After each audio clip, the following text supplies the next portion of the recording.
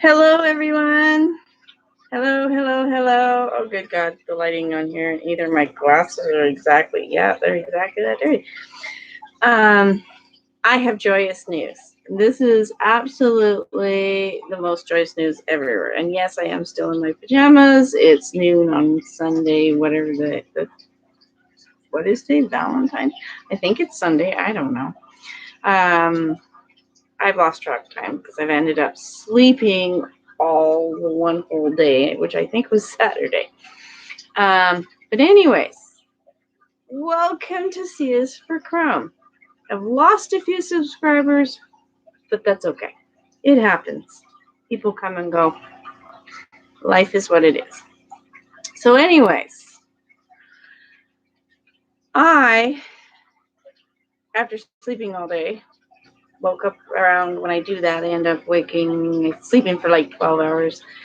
Um, I woke up around 11-ish and kind of, you know, got my day started. And in doing so, I just so happened to decide that I wanted to see what Sea Lemon had put on her channel here on YouTube. Great for stationery, and she does art stuff. And one episode she did how to use her Cricut to make stickers. And I use Vistaprint, and I think I will continue to use Vistaprint. I suppose for someone who has a Cricut, and has done it lots, it would be very it's time consuming but simple. It's much easier for me to turn around and just take my pictures or whatever, put them on Vistaprint, say this is what I want for stickers, and pay them to pay somebody else to make said stickers. Um, but as I was doing that, I got thinking about all sorts of stuff. Just watching I've been up all for hours just watching everything on YouTube. I have subscribed to a ton more people on here that have nothing to do with crochet or knitting, anything. But I have a playlist called Raycore, and the whole core thing got sparked by Sea Lemon. I can't remember what her name is now. Really nice person. She's just a very nice person.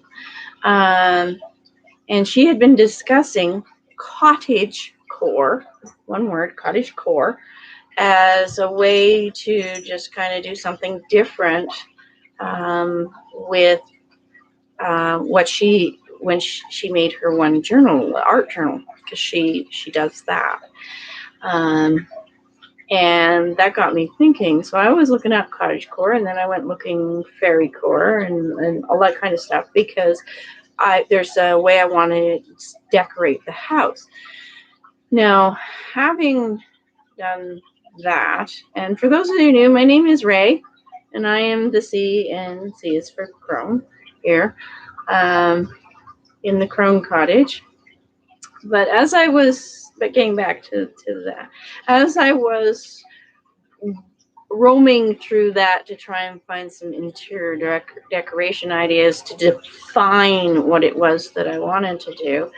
And that's why I've called it Raycore, because it's me. It's me and my stuff. So, if your name is Sheila and you like all 40,000 different things, create Sheila Core. And that kind of thing. But it really kind of went from there. And then I have these fish tanks that, with filters and everything, they become real laborious and expense, and, with fish food and things like that. And so I started to look at, what vegetables and fruit and stuff can you feed fish? Because I often buy stuff from the store and let it from the store, and then it dies and sits, with all the best intentions of having carrot sticks and all that kind of stuff. And apparently fish can eat carrots. And the one fish like roots growing on potato, the goop and stuff that grow on carrots. If you put a carrot in your fish tank, they will eat the goop on the carrot.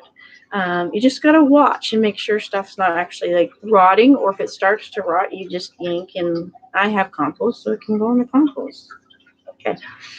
But in the meantime, you are giving your fish a better diet. Like I knew you could give fish, especially plecos, what we know, a lot of people known as algae eaters, those little fish that stick on the side of your fish tank and then kind of move and eat all the green crap off the side.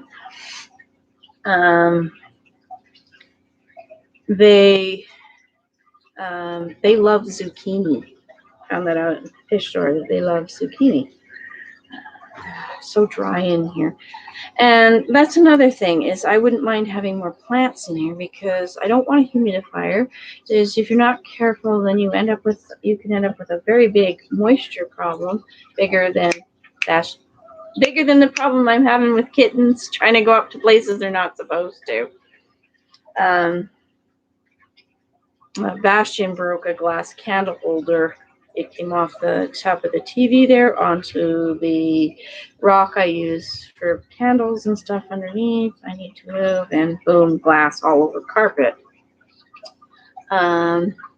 But there's all these things that you can be doing. I don't know that I will be putting potatoes per se in the fish tank.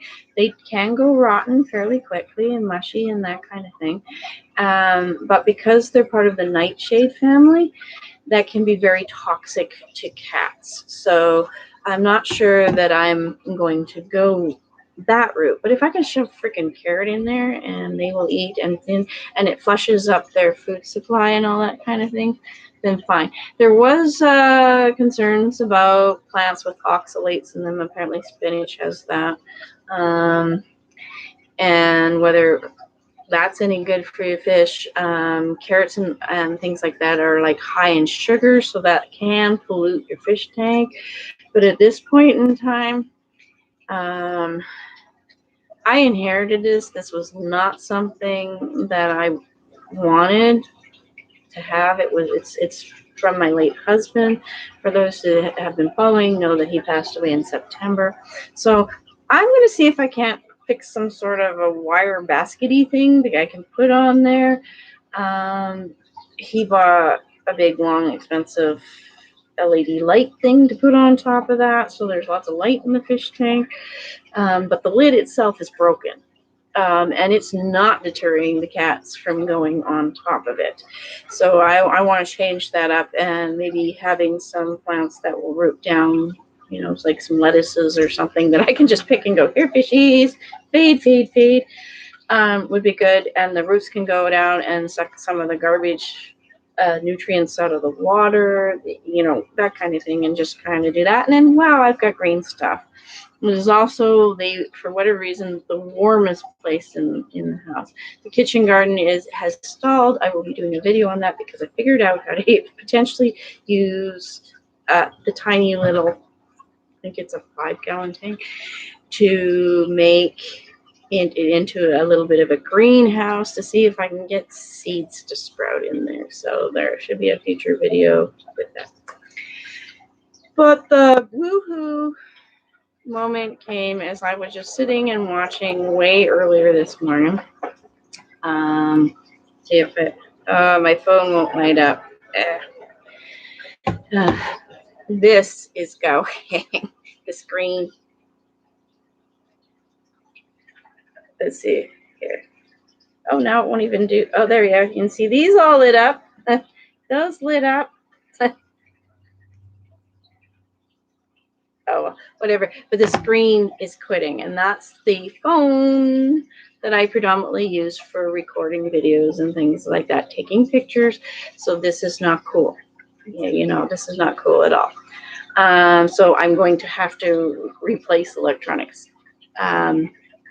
However, basically what it was is there's this English guy who gardens and quite properly. Has quite a few subscribers here on YouTube. I don't know, because I got like 1,000 tons of stuff, notes. No, I don't have him. Gord Dowding, I think he is, and I will be doing another video for further along to do. I just wanted to do this sort of like yay, because I did share it on Facebook in my one group. But you know, I just really wanted to come on and share with you guys. I'm learning a lot of stuff, and some of it I learned that I was right about stuff, and that as much as my husband knew things about gardening, because his dad gardened, you know, lots of people garden, that I was as equally smart, if not smarter, about stuff. And so I got a lot of no, we really shouldn't do that. And my husband loved grass, even though he didn't like mowing it. I proved myself right. He got me one of those push rotary with just the blade. You're the engine mowers, and I told him flat out that if he bought me that I would turn around and I would use it. I got mow grass. The only problem is I pulled the dumb. Prior to that, somebody had an electric yard rake that you have plugged in, and you go and it scoops up the grass. Raking is really hard on me because I have this patch of arthritis right down between my shoulder blades, and these kinds of motions make it very hard, which is part of the reason why I couldn't use the electric mower, because I didn't like leaving it running when you empty the bag out, and so I'd have to restart this mower, and this motion puts pressure right where my arthritis was. So I never rake. I don't rake, and so there was quite the discussion about grass, and so my idea was to put gardens in outside, and he was like no, and then I'd have other people poo-pooing me because of weeds. You're always going to have weeds coming in, grass coming, and I'm like I told the one person, I don't care. It's not that big a deal to sit and yank grass for me. However, this Englishman, Gord Dowding, I think is what his name was. I thought I had that written down. Thought I had that written. My book with 1,000 notes in it. Anyways,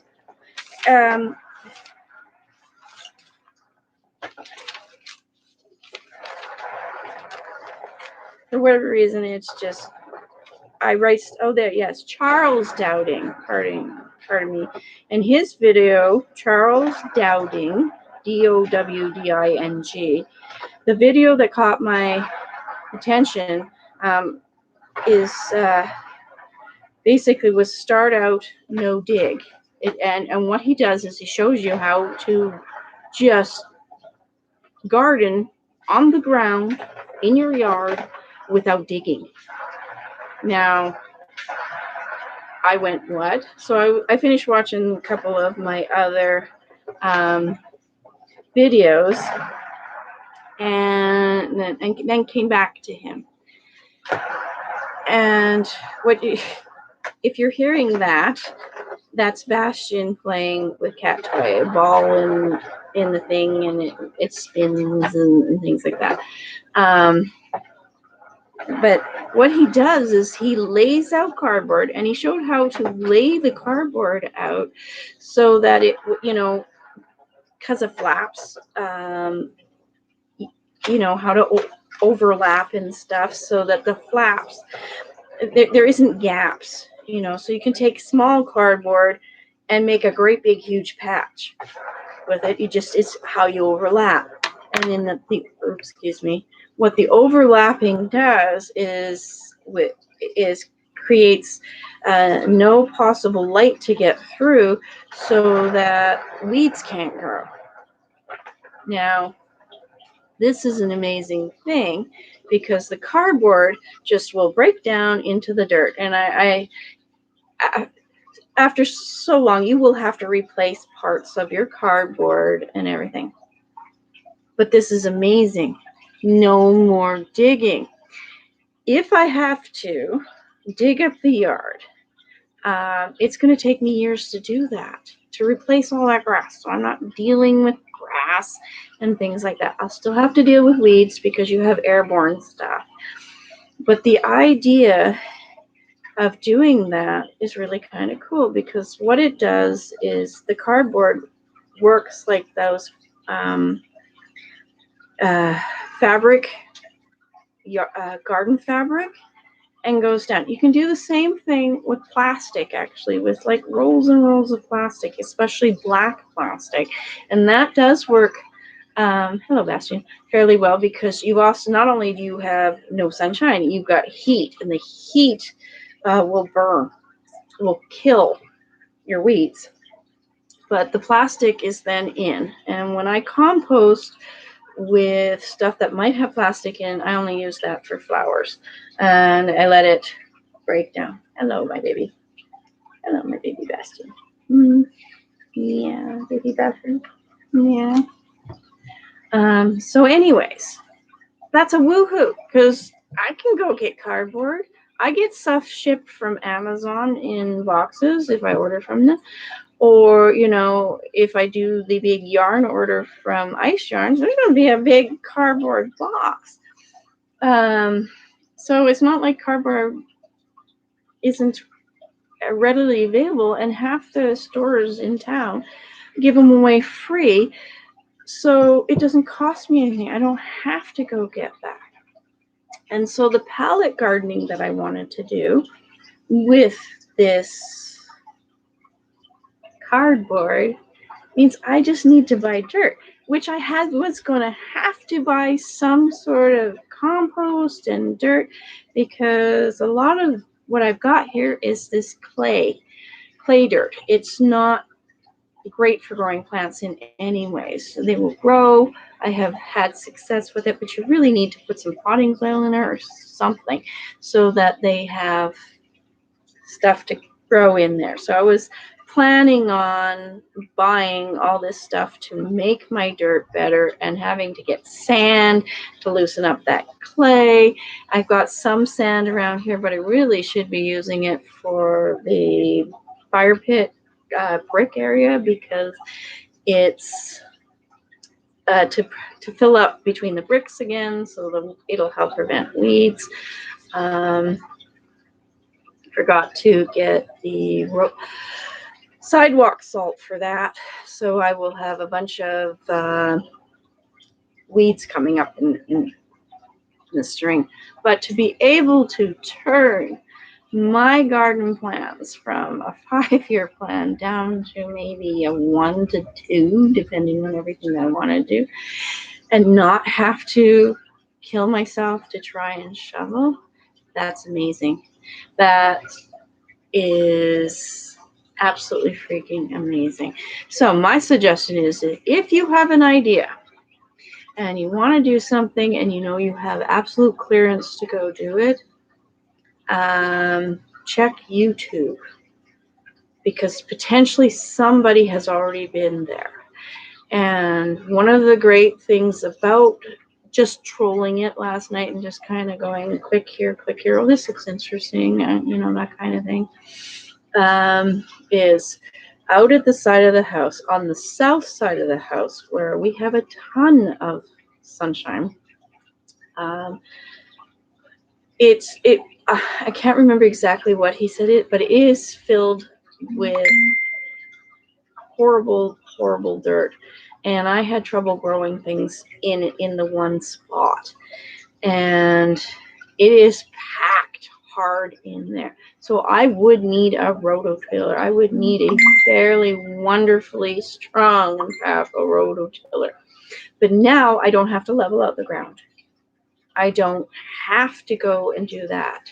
I can just lay down the cardboard right on the grass, put my framing on top of it, fill it with my better soil, and go forth from there. So, woohoo, jump up for joy, happy dance here at the Crone Cottage on Creighton Acres, and yes, yes, yes, yes. So, thank you to Charles Dowding for posting his video, because that's amazing. And it was actually a mention by somebody else, Epic Gardener or something like that, down in San Diego. And so I saw the video and everything. So yes, I'm happy here in the Crone Cottage. What a way to bust depression and feeling kind of meh. Now, if I can just get past the fatigue, so I can put all my plans into motion in the spring, whenever it is that it is decided that we're going to have spring here, that will be amazing. So,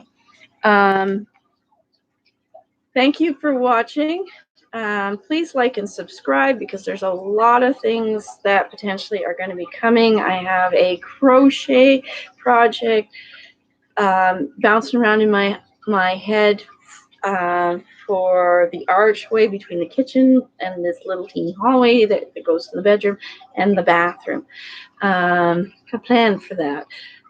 This kind of rustic, and taking a granny square, the roses, purple rose granny square that I have. Did a horrible tutorial for, but I have done it in there. I'm going to make a whole bunch of those, and I want curtains, some sort of a curtainy thing for in that space. So I plan on sharing at least my progress with it, and maybe some ideas a little bit on how to make squares. So anyways, thank you for watching. Please like and subscribe, and hang in there, because the Crone is finding the happy.